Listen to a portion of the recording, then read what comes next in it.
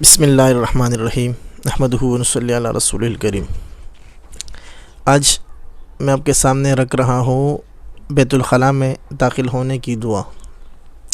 یہ بیت الخلاء میں داخل ہونے کی دعا میں نے کیوں آپ کے سامنے لکھا؟ اس لیے کہ آج کل لوگ جاتے ہیں عاملوں کے پاس، کہتے ہیں ہمارے اوپر شیطان کے اثرات ہیں، جنوں کے اثرات ہیں، یہ ہے وہ ہے، پروپیگنڈوں کی طرف لوگ زیادہ جاتے ہیں آج کل۔ تو جو طریقہ ہمیں حضور صلی اللہ علیہ وسلم نے سکھایا ہے، جو علاج ہمیں حضور صلی اللہ علیہ وسلم نے فرمایا ہے، ہم اس کی طرف کیوں نہیں جاتے ہیں؟ اس لیے میں نے یہ دعا آپ کے سامنے لکھی، اور اس دعا کا جو ترجمہ ہے آپ اس کو بھی دیکھیں، خود دیکھیں اور مجھ سے سنیں بھی۔ تو دعا کیا ہے؟ بسم اللہ اللہم انی اعوذ بک من الخبث والخبائث۔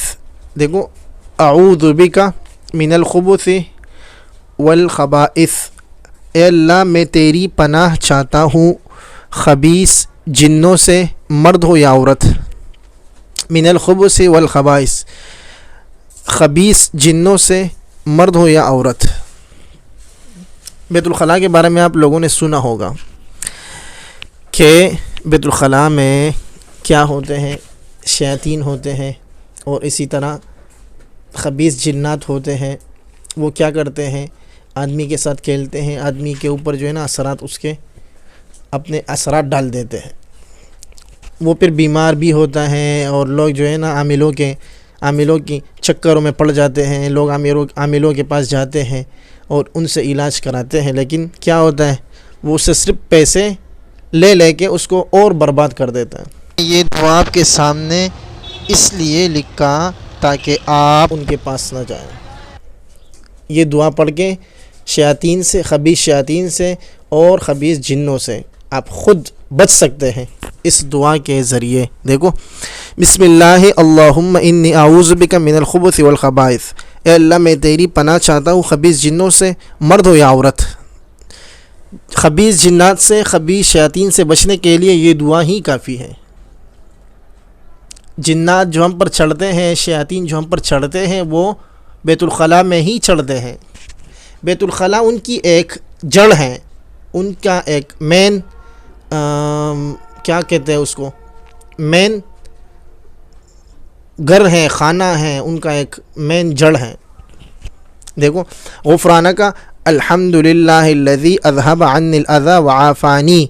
بیت الخلاء سے نکلنے کے بعد یہ دعا پڑھیں، غفرانک الحمدللہ الذی اذھب عنی الاذی وعافانی۔ اے اللہ میں تجھ سے مغفرت کا سوال کرتا ہوں، سب تعریف اللہ ہی کے لیے ہے جس نے مجھ سے ایذا دینے والی چیز دور کی اور مجھے عافیت عطا فرمائی۔ تو یہ بیت الخلاء میں جانا اور آنا، ان دونوں دعاؤں کے ساتھ اگر ہم کریں تو انشاءاللہ ہم خبیث جنات اور خبیث شیاطین سے بچ جائیں گے۔